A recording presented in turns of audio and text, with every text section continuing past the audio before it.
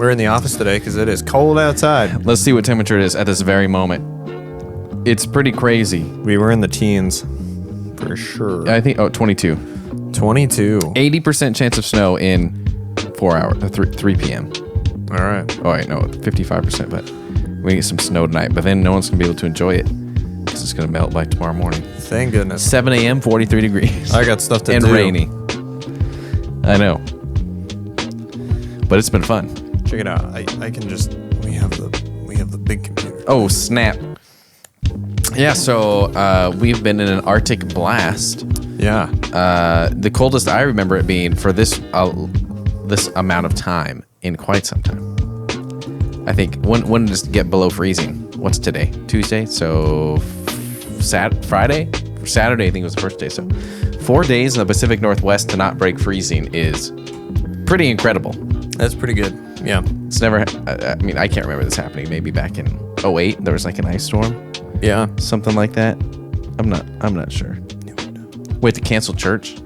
We did. I think I don't know if any church in Salem met. I think everybody canceled. Yeah. From what I saw. He's driving, I mean, Oregonians are just notoriously terrible drivers in the snow, and I take full responsibility as being a terrible driver in the snow myself. Yeah. I thought people were doing pretty good. As I've been out a few times now, the one, it was bad yesterday yesterday, day before, Sunday, it was bad because you'd get Kubler started to get some tracks so you could see the asphalt, but it was still icy. Yeah. So you get people driving like 45 miles an hour. They're like, oh, no ice at all. Then they're like, oh, I can see pavement. It's fine. And then, 1 minute you're on the road looking at the scenery. Next minute you're at the scenery looking at the road. I've never heard that before. That's funny. It was real for a while. Oh, okay. Yeah. When I was 16, I had an 87 Buick LeSabre. And during the snowstorm, I was going down a pretty steep hill, and I thought I was pretty cool and a good driver in the snow. Turns out I am not. And so I put on my brakes, and I mean, it was a heavy car, and it just slid down the hill. And I like turned. I was trying to figure it out, and nothing. Fortunately, I missed the cars, but I did hit the curb. It went like chunk. Oh. But I didn't hit anybody. And then I just drove off. I was an awful driver. So, but yeah, it's pretty fascinating. Man. Yeah. And so just in the last couple of days, I've spent a lot of time just scrolling through the news media and stuff like that. I think a couple things we want to reflect on. One, because we're in the middle of an Arctic blast right now. Talk about climate change? I think we should reflect on climate change. And more of not, is it real or is it not? More so, what should be a Christian's perspective, I guess? Viewing it through a Christian lens, a biblical lens. Totally. How should we navigate climate change? But also, I sent you an article that, I think we've talked about this in the past, but they did some LiDAR, which is, I don't know, can you explain LiDAR? It's like they have I don't know if it's lasers or something like that where it's like light imaging detection, something here. Let's just look it up. Yeah. So I believe the Ecuadorian part of the Amazon rainforest, they're like sending these planes over doing these LiDAR scans and light detection and ranging. Oh, interesting. So it can go through like tree canopies and stuff. That's kind of the big thing. Okay. So in the Amazon rainforest, they found basically an ancient civilization that they did not know existed. I believe the article, at least that I read and came across, said that they found potentially 6,000 structures that are hidden underneath the canopy of the Amazon rainforest. Crazy. In that specific area, in the Ecuadorian area. Yeah. Which is crazy. It's just chilling there. An ancient civilization that nobody knew existed until today. Yeah. Basically. Wild. It's kind of like the idea of you have these great civilizations and then they just come to pass. And then it's like eventually people forget about them. Yep. Like all those in even the Middle East area and stuff like that, they do these excavations. And we've talked about some of the stuff like that where these superpowers of the day eventually just dissipated. Mm-hmm. And nobody knows, and then it just disappears. Yep, gone. And then this is probably sounding really pessimistic and or I don't know what the right word is, but we think about that in the United States, like United States has been considered the superpower of the world since the end of World War II, economically and all this stuff. And it's like, is it going to last forever? Mm-hmm. Probably not. I mean, if history has anything to say for itself, like these great kind of, like in the human version of great civilizations last and then they decay. Yep. And then off they go. Yeah. And then it's just like comes, okay. Yeah. This is crazy to think about. It is. Yeah. It's like, I think we've talked about this before. It's like Sears. No one thought Sears was going to go out of business.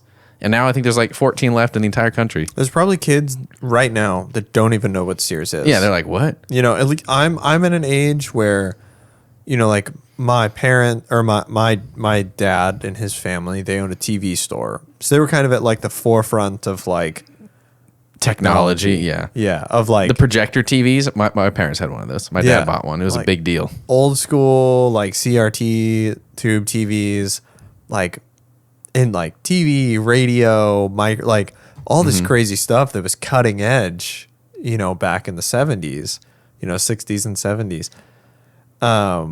And so I kind of, and my uncle, I mean, up until right before he passed away, was a TV repair person. So he would, that's instead so of, awesome. you know, right now it's like your TV breaks, you're just like, well, got to buy a new one. Go to Costco. Go to Costco, buy a new one. But he would pull them apart and fix them. And he was, you know, licensed through Panasonic or whatever to go fix TVs and all that stuff. That's so awesome. I think that's so fascinating to me. Is it even possible to fix new TVs? Or is it so expensive that it's not worth it? Towards the end of his career, he was fixing like legacy TVs and legacy TVs, radios. As in like ones that are vintage and cool. So, and plasmas still were able to be repaired a lot of times. But now it's just basically, it's all LCD and chips. And so it's not, they weren't really repairable anymore. What's your whole thought process on, like, I mean, they say the phrase, they don't make them like they used to. Yeah. But the reality is it's just true. Yeah. Because I don't know if these corporations are thinking about profits. Because if you sell a product that is easily repaired, that lasts forever, then it's not as profitable as having a product that someone has to replace every single year or every 3-4 years. Yeah, it's funny. We got the snowstorm, and so we were out. Yeah. You can see that's why it's so bright outside. It's so bright outside. Yeah. We've got like a fire pit in the backyard. We moved it to the front yard. It's all like the neighborhood parents were standing around, staying warm while the kids were sledding. It was fun. And our neighbor is he's a mechanic, and we have two blue Subarus, a 2002 and a 2016. I love both of them; they're great cars. But my favorite thing about the 2002 is I can do anything to that car. Like you can pull it apart, you can service anything, but and it's not like super heavy computer driven. Yeah, and our Subaru engines mounted sideways. Yeah, they're like a box engine. Is that what they call it? Boxers. Yeah. Well, so the pistons are easily accessible. They look like they're boxing. Okay. Like if you looked at a diagram of how the engine works. And so they're mounted so you basically have two on the left side, two on the right side of the car, and they're going this way. But they're super easy to work on. You know, you can get to anything. Like if I open my hood, there's places where I can see the ground, you know, super easy. 2016 is great. It's got all the modern features. Like I can connect my phone to it. It's like starts better. It's got all the cool little defrosty things and seat heaters and like all the much more fuel efficient, better safety features. But it's not as easy to work on. It's almost impossible to work on. Yeah. That's what I'm saying, me like, at least. Yeah. Is that a good? I don't know if it's. I think in some ways it's a good thing because you have like safety features. Yeah, like safety features are good. Yeah. Like our car, stop by itself. If you're gonna rear end someone or a pedestrian walks out and you don't see them, it'll stop for you. Like that's pretty cool, and it's got better airbag systems and stuff like that. Where you're like, those are really cool advancements in technology that have added to the human experience and saved lives and whatever. But there's so many other things where you're like, but they don't last this long. Like, do you remember back in the? I don't think they make them anymore. Maybe they do. But in the early 2000s and before that, they had like the base model cars were actually base model. because now base model cars they still have a lot of features. Yeah. But when they had the roller windows, Yeah. no power locks on the whole thing. Yeah. No radio. My dad had an 88 No radio? S10 Blazer that he had to put the radio in, and he had to physically drill a hole in the sheet metal of the car to put an antenna. That's crazy. You know, That's like they don't make that base anymore. model. Do you No. think? I think it's because if they did, one, it's the profit margin's not as good. Yeah. But two, I don't think people would buy it. I think it's kind of like once you have heated seats, it's really hard to not have heated seats anymore. Yeah. What is it? BMW now. There's features that are like subscription. Like For your car? You pay like $10 a month for the like heated windshield wiper or the windshield wiper defrosters. Why does that cost money? Why not? Okay. The whole subscription thing, it's getting worse and worse. So last weekend was the first, I don't know if it was the first, but it's the most successful streaming win ever. And it was the Peacock, NBC's Peacock, streamed a playoff game for the NFL. 23 million people tuned in on streaming, as well as like the local, I think Kansas City and Miami, both of them had like local, like on channel, whatever, NBC News or whatever, that channel. You could watch the game live. I read an article this morning that it was the highest internet traffic day in the history of the internet. Wow. Because, 10 million people are streaming a live sporting event, and that's a lot of data, you know, at the exact same time. Wow. Probably more than 10 million. So 23 million people were tuning in. So who knows how many? 20 million people, who knows? Isn't that bonkers, though? It was just like a one sentence line, like the highest traffic for streaming on the internet ever. Wow. That's nuts. It's So like the whole impressive. subscription model, all that type of stuff is like, ugh. But it's kind of like the day we live in, where you buy an appliance, it doesn't last as long as it used to, and it is, granted, it's more efficient, which is a positive thing. But I'm kind of curious if the manufacturers, and this is just me completely speculating, I'm curious if the manufacturers can still, like you said, the safety features are great. Like, I wonder if there was like a balance where they could have made it hyper efficient, or like vehicles, they could have kept all the safety features, but still made them really easy to repair. You know what I mean? I think they like, could do they do it have. on purpose, do you think? Is this like a giant conspiracy? I don't know, it's conspiracy. Yeah. It's probably just a good business. There's a whole movement called Right to Repair. Yeah. I think there's some Kansas, I think, has some local laws. I want to say the UK has some countrywide laws on right to repair. Yeah. And I know I watched, did Vice do something on it? I don't remember who. But I got into it for a minute, like following the right to repair movement, because it's a big issue with farmers and their tractors. Because tractors are so heavily computerized now. And so you have an issue to change like a light bulb. You've got to take it to a John Deere dealership and they do it. Well, but depending on what the issue is, the tractor setup. So it won't, even for like a tiny little thing, tractor won't even run. Yeah. And so it's going to cost you $1,200 to get the tractor on a flatbed to get moved to the dealership, because they have to go in with a computer and reset stuff and do all this stuff. So now out of Ukraine, there are companies that are basically making ways to jailbreak your tractor so that you can hack a tractor. You can hack a tractor and like not have to pay, because I don't remember. I'm pretty sure it was Vice. But this guy was talking about, it's, maybe a $100 or $200 part that needs to be fixed, but it's going to cost them $1,200 to get the tractor there, plus, lead time and all these things, where it's like, this is costing me a ridiculous amount of money, where I just need to be able to go, like, I just need a tractor that's going to work. And for the amount of use they get out of these tractors and what they're using them, like, it's like, you can't just buy a tractor that's just like big motor, beefy transmission. And there's not many options either. There's not many options. Like, where are you going to buy a tractor? There's probably only like 2 or 3 providers. John Deere's one. There's probably a couple others. I mean, this is a complete 100% speculation as well. Like, I'm no farmer. But they're all this way. Yeah. And so that's like a big issue. Because the reason, like, one day, a couple years ago, 3 or 4 years ago, a guy from church asked me to help move a washer into his basement. And I was like, sure. So I went over to his house. We were moving his washer to his basement. and in his basement, he had a freezer that was literally from the 1950s. And that thing was still chugging. And I'm like, oh my heavens. It looks like it's from like a magnet, Yeah. from a movie. Probably lead lined. Yeah, probably. You open it up and like the motor's still, you're cruising. It's probably extremely inefficient, but it still works. And it's been 70 or 80 years. Yeah. I'm like, that's crazy. But I think you got to define efficiency, and you have to define success in terms of like, what does it mean for this product to be successful? You know, and I think how companies now define success is like an iPhone. Like, well, we have to keep making iPhones to keep making money. So there's this element of planned obsolescence.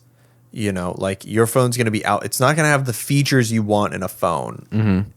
So you're going to want to update. And in order to stay relevant and in order to even stay functional with updates, you have to get a new phone because, you know, you update your phone, it gets slower because updates get larger. It's starting to battery declines, background processing power, and all this stuff that's really bogging down your system. So your phone runs slower. So like, can't deal with a slow phone. I got to get a new phone.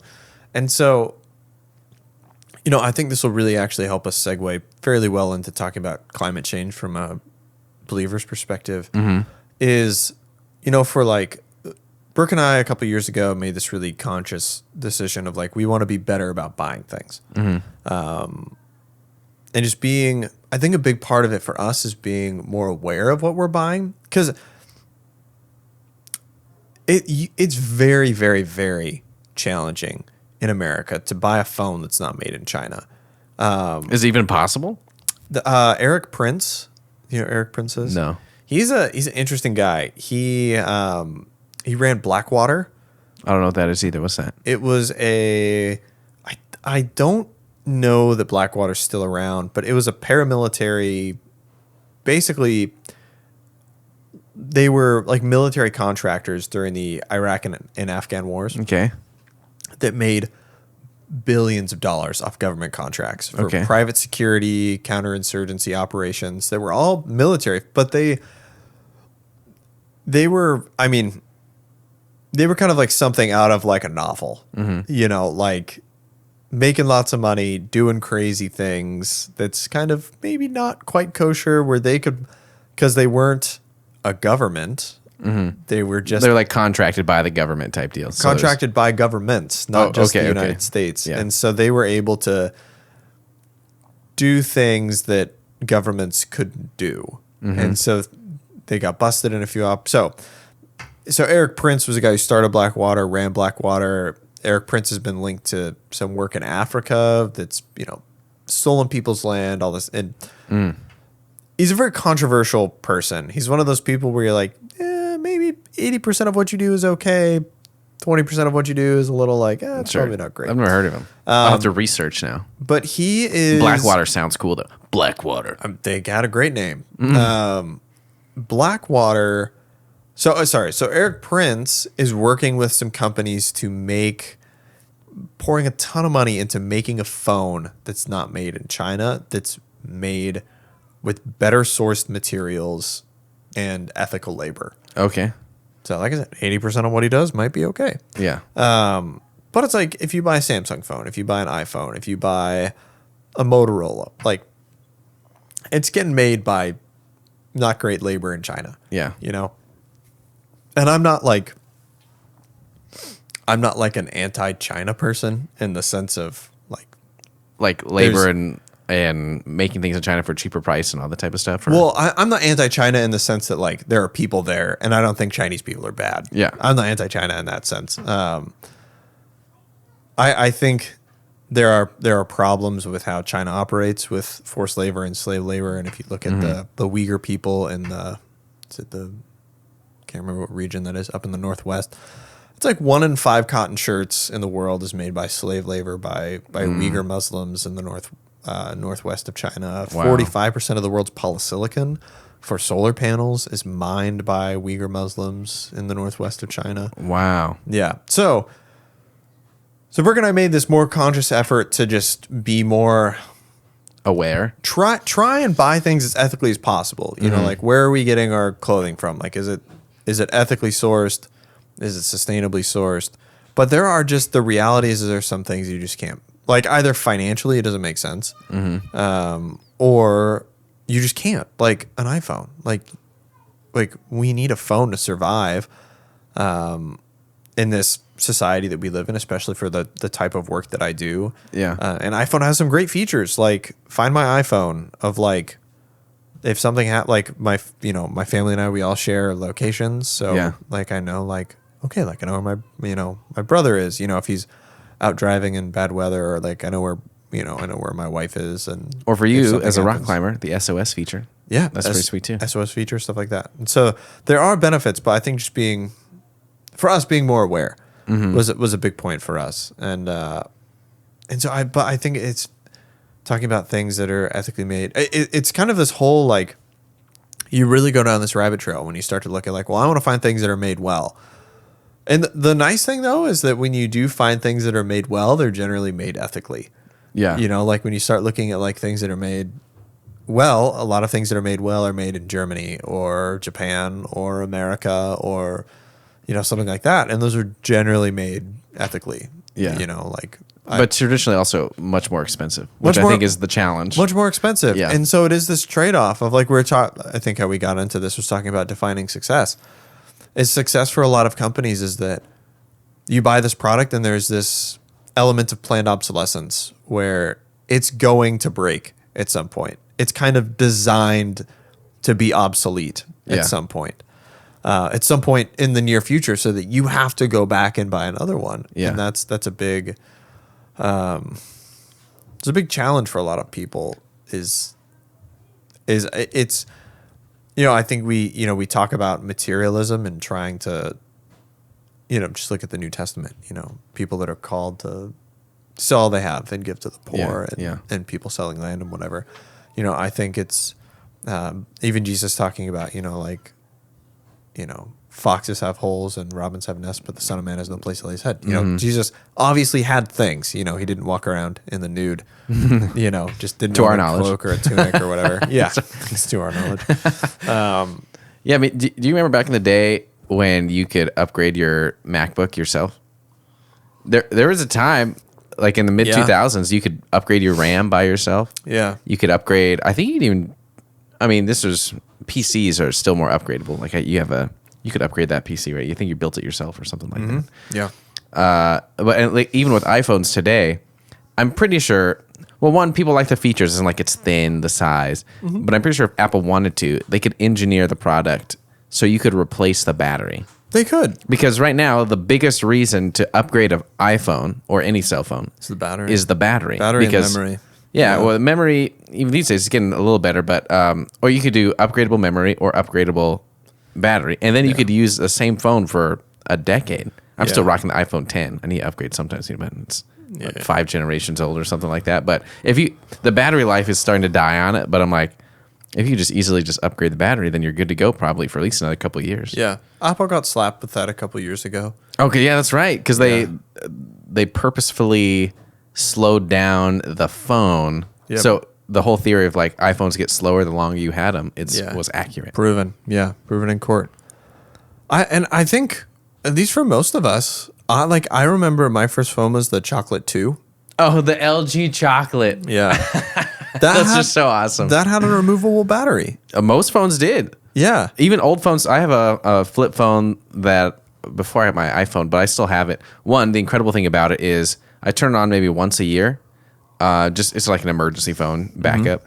And the battery, like it lasts for days. Yeah. Those little flip phones, those old Nokia flip phones. Yeah. They last forever. Yeah. On a I would have to charge it like once a week. Yeah. But still, I leave it off all year long, turn it once a year, fires up, boom. No problems. Yeah. No, that's so rad. And I think, we talked about switching to light phones. The Light Phone 2 came out.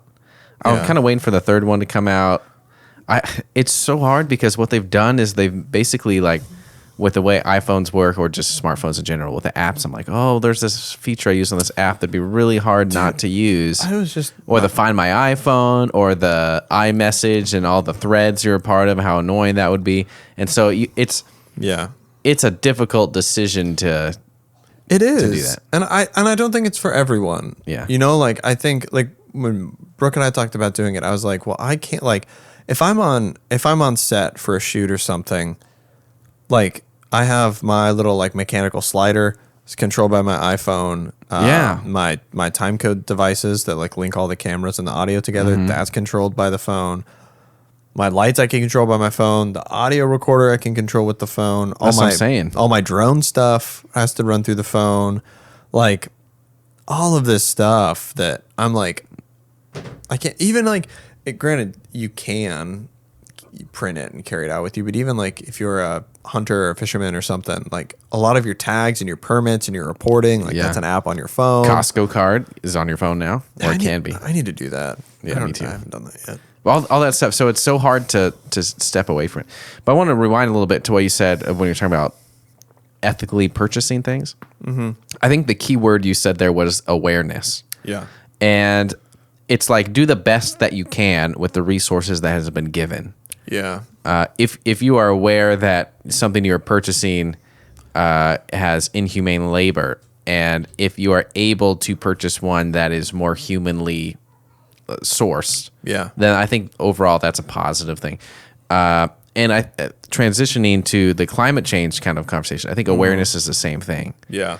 I think if we just have a complete lack of awareness, like, I mean, my mentality is when I was a teenager, which was terrible mentality, I guess now that I look back, was like, well, the faster the world burns, the quicker Jesus is going to come back. So just let it burn.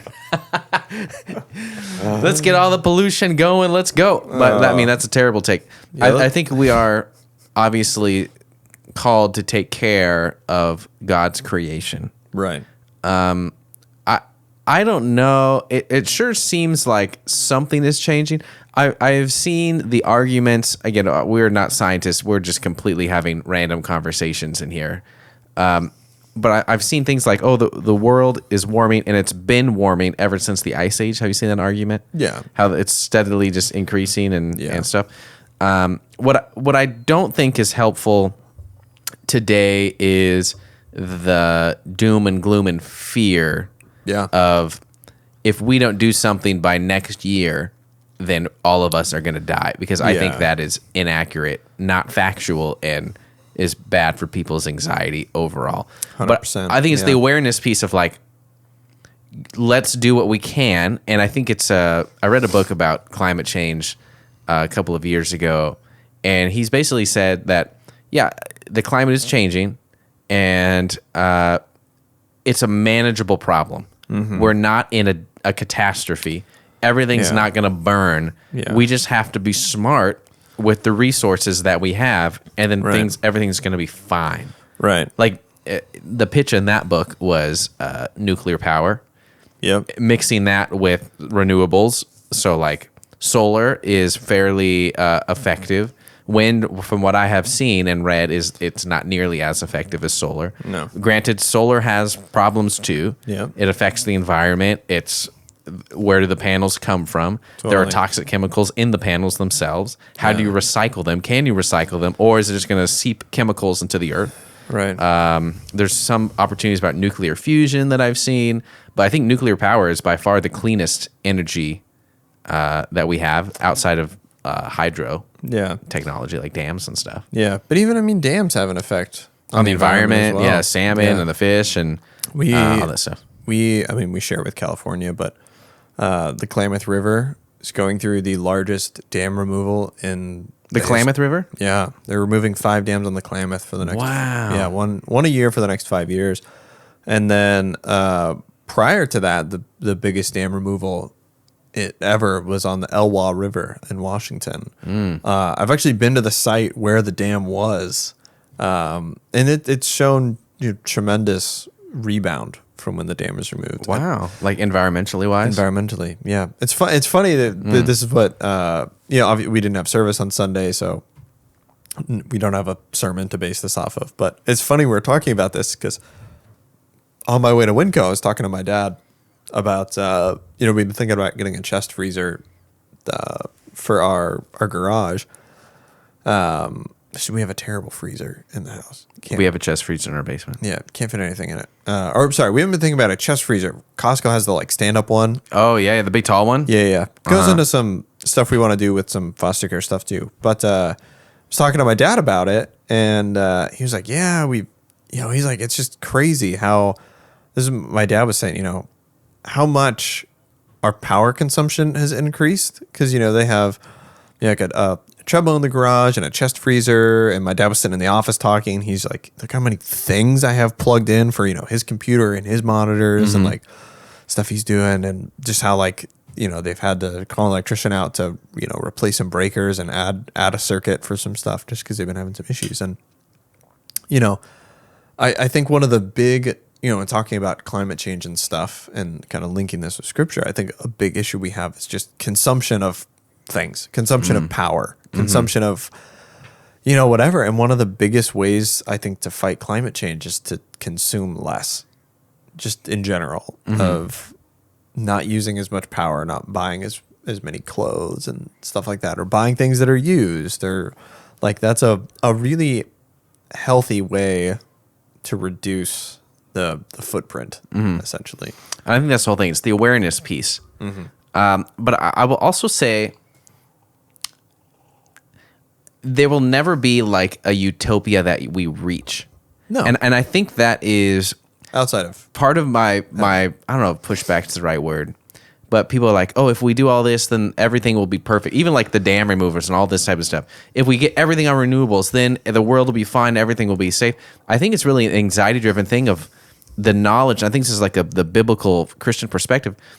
We are under the perspective that we will not be on this planet forever. This is not our home. Right. And I think like we need to take care of it. This is God's creation, but this is not where we're going to be forever. It's a fallen world. It's full of sin and destruction and war, and that will always be the case. Now, that doesn't mean we don't fight to make things better, but just humans are humans. Yeah. And sin is sin. It's always going to be there. Yeah. And so I think part of like even the climate thing is the anxious decision of we can do something that will like, it's almost like the live forever type of deal. We can, we're moving forward towards a perfect utopia.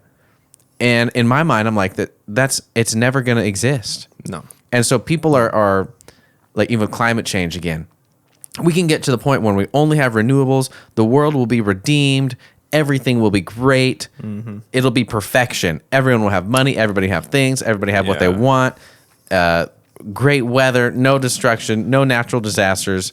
And I'm like, that's never going to happen. And that's not the point either. And I think, and like a lot of the stuff and a lot of people I interact with, homelessness, there's this phrase, and I was talking to someone yesterday about, I can't remember what organization they were saying, but their tagline is to end world hunger. Yeah. And I got an email from the U.S. Council on Homelessness that I screenshotted it and sent it to a friend of mine. And their tagline was, I'm going to read it here for you. The U.S. Interagency Council on Homelessness. Need help ending homelessness in your community? Contact your USICH regional advisor. And it's always funny to me because like we're told in scripture, like the poor will always be with you. Yeah. Like this is always going to be an issue. The goal isn't to end homelessness. We can't do that.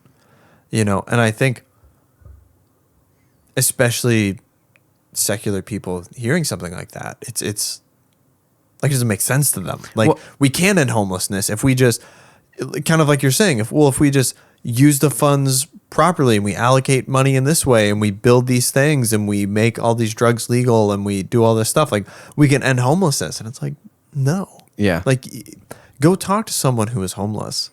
Go talk to several people who are homeless. And you really start to understand like, oh, this isn't a policy issue. But same thing with the environment. It's we live in a world where you keep swimming to the upstream issue and you realize like, oh, like the source of this water is tainted. Like we can't just build a bunch of nuclear power plants and remove all the dams and free all the slaves and make everything a democracy, and like that's not going to solve, like, we will always have these issues, but that doesn't mean we're not called to help make them better. Yeah. It doesn't change the fact that like we fight for them. We do what we can, again, to make the world a better place, I guess. Yeah. We help the homeless. And this is coming from, like, for you do a lot of work with homelessness with multiple nonprofit organizations, Union Gospel Mission, what's Matt Masera's? Be Bold, Street Ministries, and other ones and stuff like that. And we've done, it's just like it's the mind frame. Yeah. Because if we think that we're going to make a perfect world, we're going to be highly depressed because it's never going to happen. Yeah. But if we have the mentality of, one, it's in God's hands as Christians, like, Yeah. we will do what we are called to do, but at the end of the day, like, we can't force anybody to do anything. Mm-hmm. You can't, like, if somebody is like, hey, we have all these resources, like in the homeless thing, if we have all these resources, we have a room for you, if someone says, I don't want to do it, you can't force and be like, I'm going to take you anyways and plop you in here. Like, it's not going to happen. Yeah. But that's not to say we don't want to provide those resources and we don't want to help people. That's the opposite. It's more of the mentality of why we're doing what we're doing. We're doing it to glorify God, to love people, to love our neighbor. But at the end of the day, we also know that there will always be evil in this world until Jesus returns. Exactly. And I think it's like that mentality. The same thing with climate change. It's like we do what we can. We take care of God's creation. We are good stewards with what has been given to us. We have the humility to self-reflect in maybe some areas that we can improve on, ethically sourcing things and all this type of stuff, and doing our research. And maybe we've been living our life with a blindfold on in some areas. I can have the humility to self-reflect and be like, okay, like I remember I came across some information that, and it's beginning to change because I think there was some bad publicity on it, which I think is a positive thing, but a huge percentage of the world's cobalt is from the Congo, and it's mined by children. Yeah. And in very inhumane, dangerous conditions. And so, like, I don't know if you noticed, but I think Elon Musk said for one of the new Tesla batteries and stuff, they're using no cobalt. And I think part of it's because the sourcing is just completely unethical. Yeah. I think Elon also said almost all of Tesla's cobalt comes from Australia. I think I've seen that as well. Yeah. But cell phones. And so I remember, like, I wrote, that's one of the only times in my life so far, I wrote our state senator, and I said, hey, like, this is not okay. Like, I'm not for this. So we need to make sure that this stuff is ethically sourced, or make sure that these, like, the companies who are buying the cobalt from the Congo demand that the people who are mining the cobalt are having safe conditions, the proper PPE, the gloves, because from the images that were released in videos, it's kids digging with their hands, inhaling toxic chemicals. Yep. Like, that's not okay. That is not okay. Yeah. And that's something that's like, well, I can't do a lot, but I can do something. Yeah. Well, it's stuff like that. And then, are these people safe? And, like, how are we taking care of their land? Mm-hmm. Because I can't remember what element it is. I don't think it's cobalt. Is it cadmium? Some other rare earth metal. For computer chips? I think I've heard of this too. For chips. One of the largest reserves in the world is, like, under the state of Ohio. No. Yeah. Really? Yeah. But because of EPA regulations, it's so toxic to mine, we'll never touch that reserve. Mm. But we're more than happy to offsource that mining to another country that doesn't have the same regulations that the EPA does. I see. And you're like, well, that's a really strange double standard, that, like, us as a country, like, we really want this thing. We're not willing to sacrifice our land and our people for it, but out of sight, out of mind. Yeah, if you do, no big deal. Like, that's fine. And I think this comes back to we've reflected on the past, the global church type of deal. Yeah. Like, we're, as followers of Jesus, we have brothers and sisters in Christ in Israel right now, And in Palestine. in China, in Ukraine, in Russia. Yeah. And how do we have that type of mentality instead of, oh, the only followers of Jesus exist in the United States or in Salem, Oregon? Yeah. You know, it's like that's just inaccurate. Yeah. And so I think it's the awareness piece of just we're part of an entity, an organic body of believers, of people that exist all over the world. Yeah. And so if you have like that mentality, it makes you have more empathy for your brothers and sisters in Christ that might be mining in the Congo. Totally. Or might be doing slave labor in northern China. Yeah. And it's hard, shameless plug for the work that I do. But that's, really like the focus of a lot of the work that I do. And I think God really stirred my heart. It's right, a nonprofit? Community. Yeah. The Nameless Project? Nameless Project. There it is. God really stirred my heart working in the homeless community here and then going to Uganda. Of like, once you learn the stories of these people, and this is why we started the nonprofit and why we do this type of work, is because once you can hear about like cobalt mining in the DRC or an orphanage in Uganda or a homeless person down the street from you. You can hear about that, read it in the news, but until you've met and seen that person and understand their story, like we had AJ turned 6 yesterday. We had a birthday party for him Sunday night, and my mom was over, and I'd posted a reel on my story about this gal who lives at Wallace Marine Park. Her name is Risa. And my mom was asking me about this girl's story. And so it's cool things like that where, because her and my mom are the same age. And, so for her, there's so many different ways that we can connect with people in that. And I just think that's, the beautiful thing with stories. And I think to tie it into the greater theme of this podcast and the theme that we'll be moving into next week for the sermon series, is if you look at not just the life of Jesus, but the life that was lived in Jewish culture and just the culture of the ancient world all around. Very slow, very connected to everything.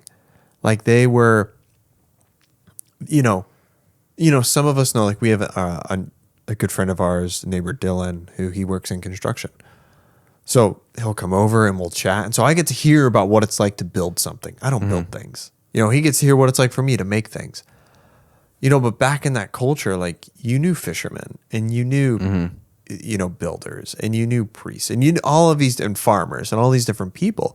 So you got to hear these different perspectives on how policy changes and how the weather and illness and all these things are affecting how different things happen. And I think in a lot of ways we've lost that at a deep level. It's very much like you turn on the news and you see like, oh man, this Hamas blew up a apartment complex. Like that sucks. Like we don't have like this tangible connection, or most of us don't, to understand that. Like if you're, a builder or a law enforcement officer who, sees on the news, that like a deputy was killed in a car accident or a shooting in another area.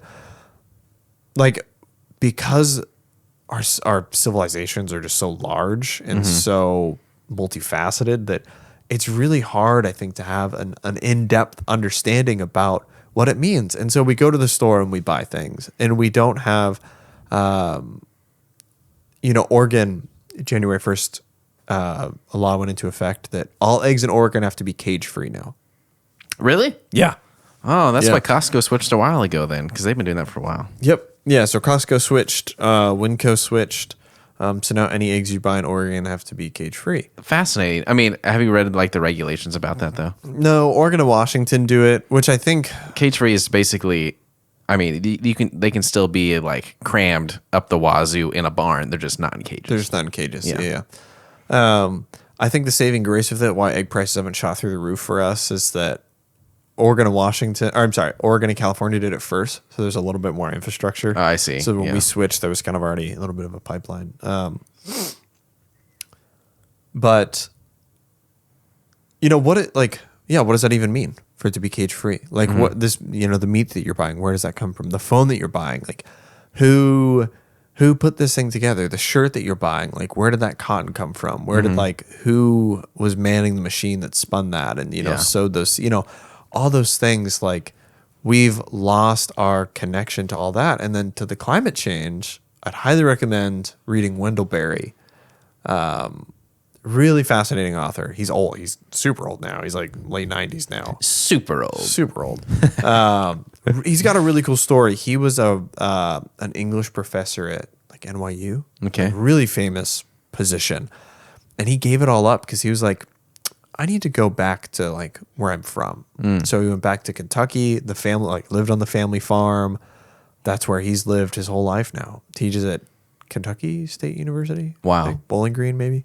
And he's got a really beautiful essay called A Native Hill, where he talks about like having this connection to the earth, you know, and the place that you're from. And I think if you read, and Wendell Berry's a believer, you read Wendell Berry and you read the New Testament and you just kind of follow this story of Jesus. There or maybe even a better example is you read the Old Testament, you know, and you read all of these places where, you know, a battle happens, or there was a time where they set up like a monument. they establish a monument, and you know, they call this place whatever because a spring was there, or because the Lord showed up and we won this battle. Those ancient cultures have such a deep connection to place and a deep connection to nature. That's why there's so much garden imagery and tree imagery, and that's why these like bushes and trees and all these things are so important, and why we read scripture. And so much happens on a lake, next to a lake, in a garden, next to a tree. Why we're compared to vines and branches. It's not only because that's their culture and they understand gardening and being outside, but it's also because those are the things that God understands, because those are the things that he made. Yeah. You know, and the things that exist in the space that he's created. And I just talked for way too long. No, it was good. I think like when we think about the culture that we exist in, Salem, Oregon, United States, I think it's so individualistic. And there's been a phrase that's been thrown around by some people I've seen that's profits over people. And I think I don't know if I could say for the most part, but I've seen that to be true in some instances. Yeah. Where as long as we're making money, I don't care. I don't care how much you have to work. I don't care how much family time you have to miss. I don't care how much, you know, you can't be involved in your community. As long as we're making money, then everything is fine. Right. And kind of like with the iPhone or just the corporations where you always have to have something new. And is it sustainable to have things up and to the right, like for eternity? Right. Like even Apple, the most successful company probably in human history, worth $1 trillion, I think, on a good day. Wow. Which is insanity. Have made the most world-changing product in a generation, probably in centuries.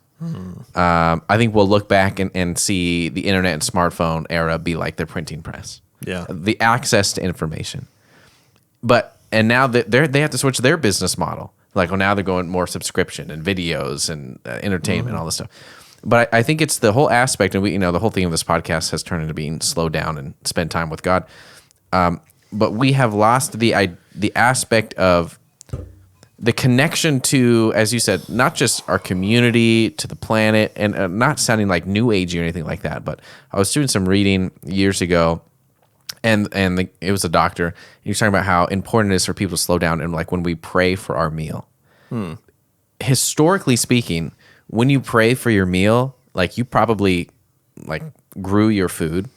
You had to work, like labor for it, and like you were eating to survive. Yeah. And like we eat to survive today, but like it's just more transactional, where being picked in the farm to the grocery store, there's like 4 or 5 different steps. Yeah. It goes to a factory, it probably is cleaned or washed, and it goes to a truck, and then it goes to a warehouse, and then it goes on another truck to the store. So by the time it gets to you, you see a checker at Winco, Fred Meyer, Walmart, whatever, scanning it, and you're like, oh, it's just like done. Just strawberries. Yeah, just strawberries, right? But like the amount of effort it took to grow those strawberries, the people that picked those strawberries, it's and having the gratitude of like, God, thank you for this food. Yeah. Like, thank you that for the earth that it could produce this crop, Yeah. Thank you for the hands that picked it. Thank you for providing for me. And it allows you to take a step back, again, the aspect of slowing down and being with God. And like, okay. Because in the United States, it's just like, it's unsustainable. The current, what our economy has been built on. Yeah. Things cannot be up and to the right forever. Like we can't have continual profits time and time again. Every quarter, more money. Maybe a little, but eventually, I'm not a business guy, but I think that's unsustainable. Yeah. I don't think that's possible to continue on forever and never end. And I was, I work in freelance, obviously, and it's beautiful because I can work whenever I want, So I can work at midnight or I can work at noon. And I was talking to people that are like working on like holidays or like working on the weekends, and just like their job has kind of trained them to just kind of always be around. And I'm like, that's so like unhealthy. I was reading a post on there's a humor page called Humor Resources on Instagram, and some CEO boss, whatever, had posted, it's like something in a chat forum like Reddit or whatever. It was like, I've got these 2 employees that, like, I don't know what to do with them. Like, they do really good work, but they leave at 6 p.m. on the dot every single day. And, like, they don't take their work, I just don't feel like they're invested. They don't take their work home with them. Yeah. What do I do about it? And everyone was like, who cares? Like, they're not the CEO. Like, if they do good work and they leave at 6 p.m., like, what does it matter? Yeah. That they're not like working on the weekends and like they stay till 6:15 or 6:30 because they just want to like put in the extra mile, or like, they're like, the people are getting home to their families to like be people or go for a walk or something, but that's like the state that we live in, and we just live in this culture of like side hustle of like, I have this job, but I walk dogs on the side and I do this thing, and like I'm not discounting people that are doing that to pay off debt or whatever. Like there's some people that have to do that, but there's this. We live in this like hustle culture of just like, I just got to do the thing to get the thing to like. It doesn't matter the sacrifice. I just have to do it. I just got to do it. Yeah. And I think we're not devaluing a high work ethic, because I think we're both saying there are times when you just have to do that. Yeah. There are times when you have to work a 15-hour day. Oh, totally. January for me is a crazy month. Yeah. There's like a lot of the clients I work with have big events in February, so January just gets slammed. Yeah. And that's like a sacrifice. But then knowing that like, all right, I've got to make up for that time. Yeah. Once we kind of have a period to slow down. And I think it's the balance and it's the awareness piece. And as I'm a police chaplain, and I've had this conversation with multiple police officers, because being a police officer is very important, obviously. Yeah. Public safety is very important. Yeah. They're I think, an honorable job.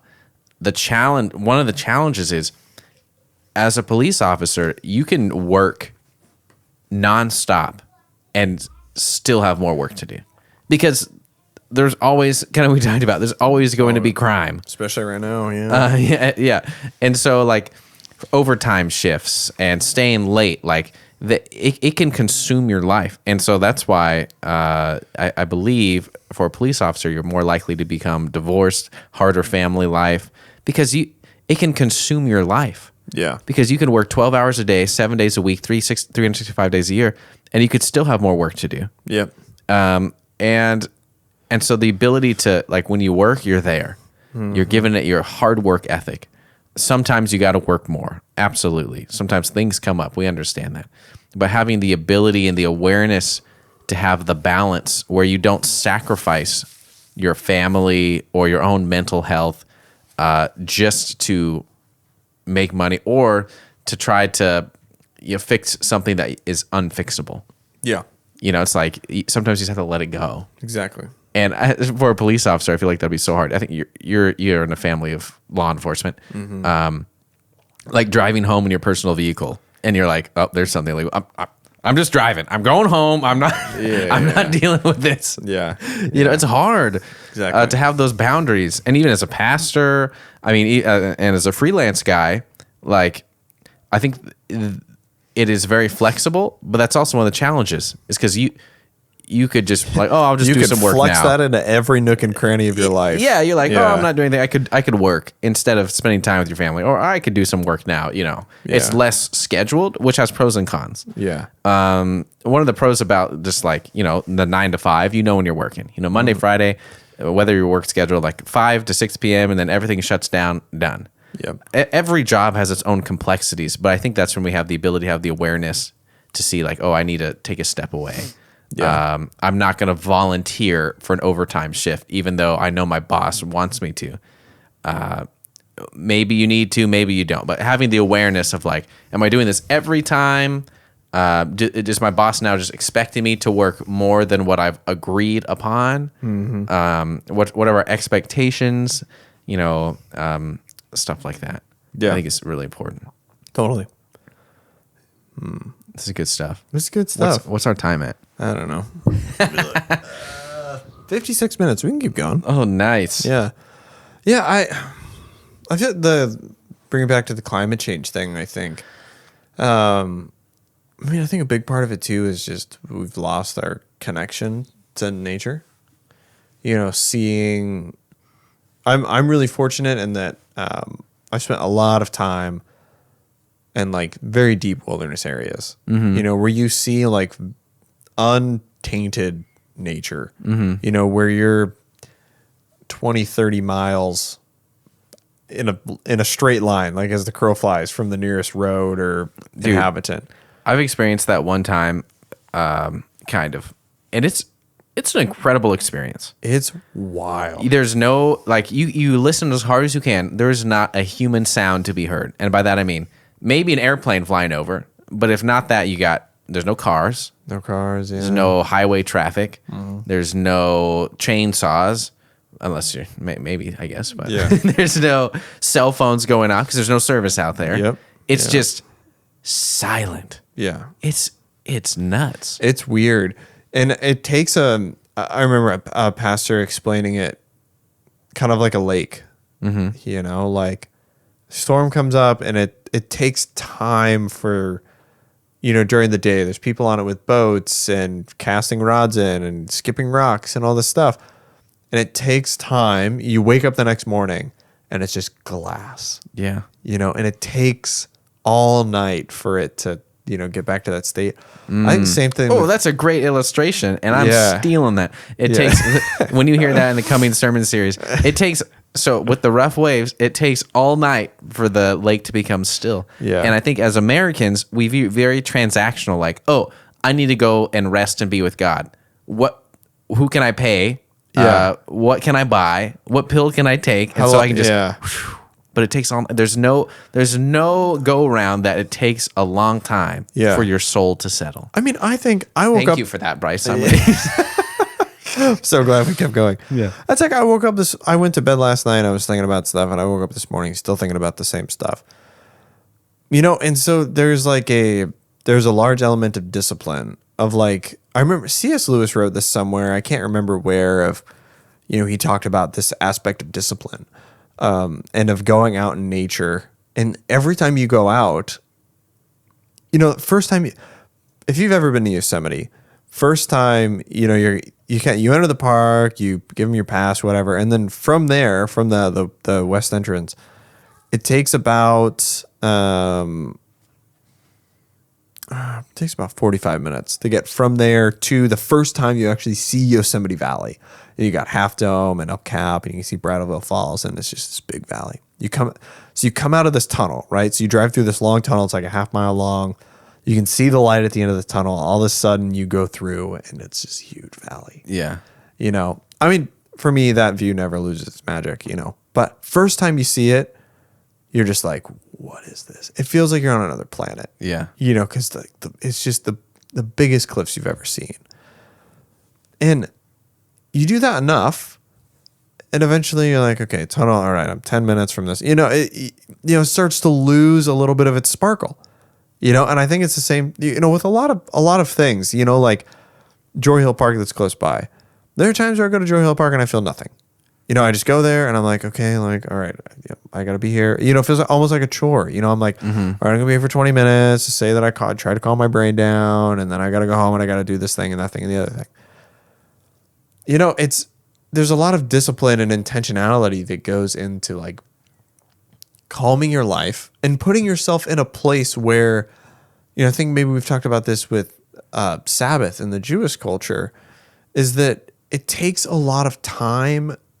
It took them a lot of preparation to be ready for the Sabbath, because they weren't cooking. Yeah. They weren't walking anywhere. They weren't harvesting anything. So the other 6 days you're having to work, and you're having to work hard so that you're prepared for Friday night when the sun goes down and you're not cooking or eating or you're eating, but you're not cooking, you're not doing anything until sunset on Saturday. And I think that's, we view it, I think, as this transaction of like, okay, I'm going to pay $45. I'm going to go to the sensory deprivation tank, and then I'm just going to, sit there for half hour, 45 minutes. I just did that 2 weeks ago. It's good. Those are good things. 90 minutes, actually. It's a long time. Holy moly. You're like, I can't do that. Those are good things, but like we can't view it as transactional. Like the point isn't to check a box and say like, I did solitude and silence. The point is to connect with your creator. And it's the discipline aspect. Actually, you're just giving away all the sermon series, Bryce. What's the deal right now? Because there's a whole weekend that's on the discipline of the stillness, and the person I use to illustrate that is Daniel, because Daniel has the discipline that even in intense situation to continuously pray to God 3 times every single day. Yeah. And I think the discipline aspect is that even if we feel like we're not getting something, because that's transactional. Yeah. Like, all right, I'm coming out, time to put my quarters in, and then I'm going, like, you're already thinking about what you got to do at home. So you're not really there, but it's the discipline to keep doing it, even if you feel like it's not working. Yeah. And banking on eventually it will work. Yeah. Because every time you go out, you're like, oh, okay, gosh, 20 minutes. Okay, I'm thinking about what I have to do at home. But the next time you go out, you're like, okay, last time I did that, I'm not going to do that this time. And you go out again, you're like, okay, what are the mistakes I learned last time? Like, I'm here to connect and be with God. Let's just kind of, because you said it takes all night for the lake to calm. Yeah. It's not like, oh, sun goes down. Yeah. It takes all night, and then in the mornings. Yeah. Well, and even the book I'm reading right now in prayer. The solitude one. No, it's called Live Like Monks, Pray Like Fools. Oh, yes. We've Living Like Monks, Pray Like Fools, something like that. It's a chapter, and then there's an exercise at the end of each chapter, which is really cool. In the first chapter, the exercise is just to sit there, set a timer on your watch, your phone, or whatever, and just sit there for 2 minutes, just with your like breathing, like palms open, like, and just listening, doing like listening prayer. And does it start with 2 minutes? Go to 4 minutes? Go to 5 minutes? And you realize that, like, kind of like what you're saying of like this discipline of like coming back to it. And then even, we've talked about this, I think, before. I'm bummed there's no Anglican church in Salem. There's got to be one. Oh. It's Episcopal churches. Okay. But there's no Anglican church. I believe there was an Anglican church plant at one point, but it failed. Dang it. Come on back. Like the Orthodox Church and the Anglican Church, that's the point of a lot of the liturgy, is this like this routine and this practice of orienting yourself towards prayer and scripture reading and all these things. We bought, it's actually right here, I read it this morning. The Common Book of Prayer. Oh, yes. Yeah. And it's cool.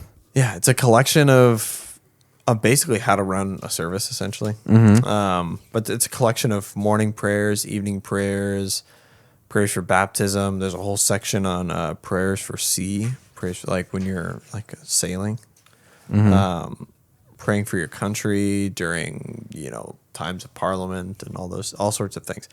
And I think the beautiful thing with that is just this like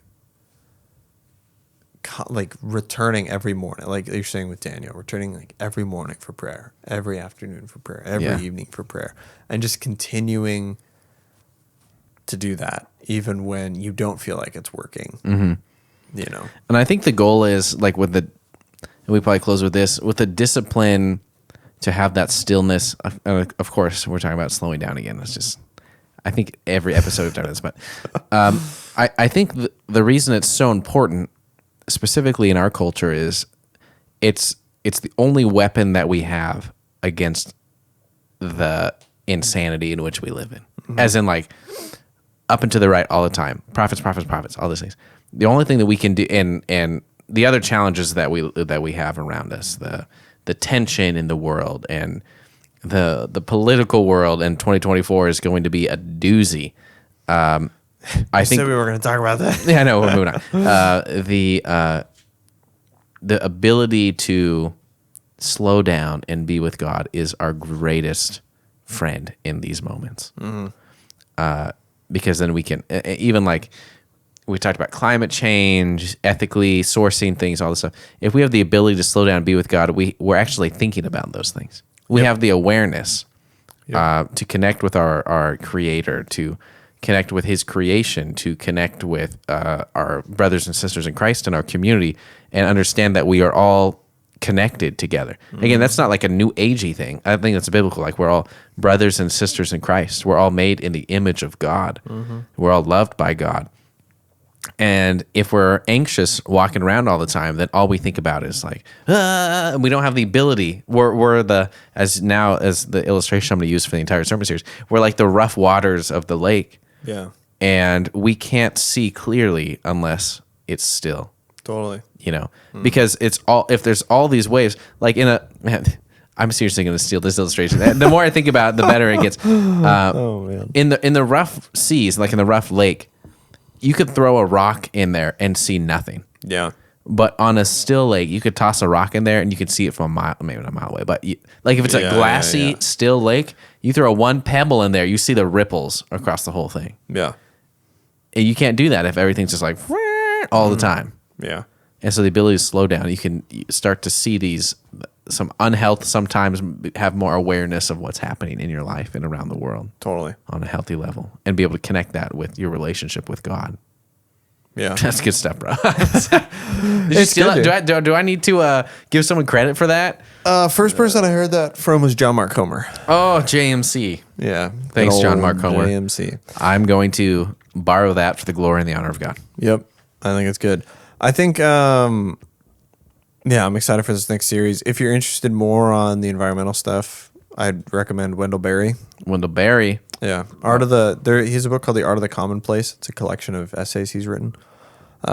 Really good stuff to read. He has some social stuff as well too, which is pretty interesting, that he wrote back in the like 80s and 90s, where you're like, it's kind of like reading Orwell, where you're like, how did you know all of this stuff was going to happen?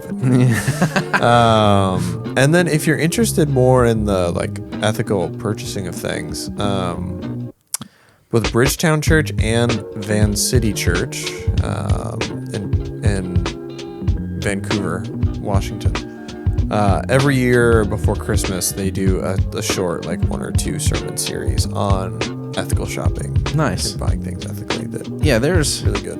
And the cool thing is it's becoming a trend.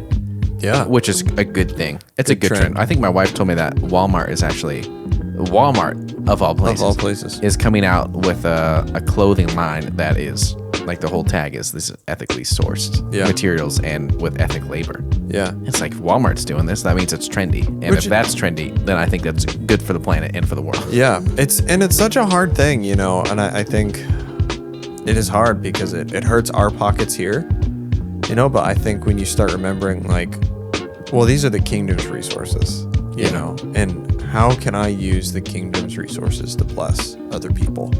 Yeah. And maybe that means spending a few extra dollars on a shirt, or pants or whatever. So it's a cool website. We get a lot of stuff through called Pact, P-A-C-T. The website's Wear Pact. And they have lots of really nice t-shirts, socks, undies. It's all sustainably sourced. Nice. Yeah. Love their stuff. I wear their shirts all the time. Right on. Yep. Anyways. Good stuff. Until next week. If you're living in the Willamette Valley, the freezer is almost thawed. When this comes out, hopefully it's 45 degrees and rainy. Well, that'll be at 5 a.m. Wednesday morning, so probably it won't be thawed out by then. Close. Hopefully by the time you listen to this at a reasonable hour on Wednesday, everything will be thawed out. We know Ronnie's listening at 5 a.m. right now. She waits for it to drop on Wednesday. She sets her alarm. She sets her alarm. Oh, man. I schedule. I do not wake up to press. As you should. Yeah. Thanks, everybody. Cool. We're excited to talk about the lake and the stillness for the next 12 weeks. That'll be fun. All right. See you guys. Later.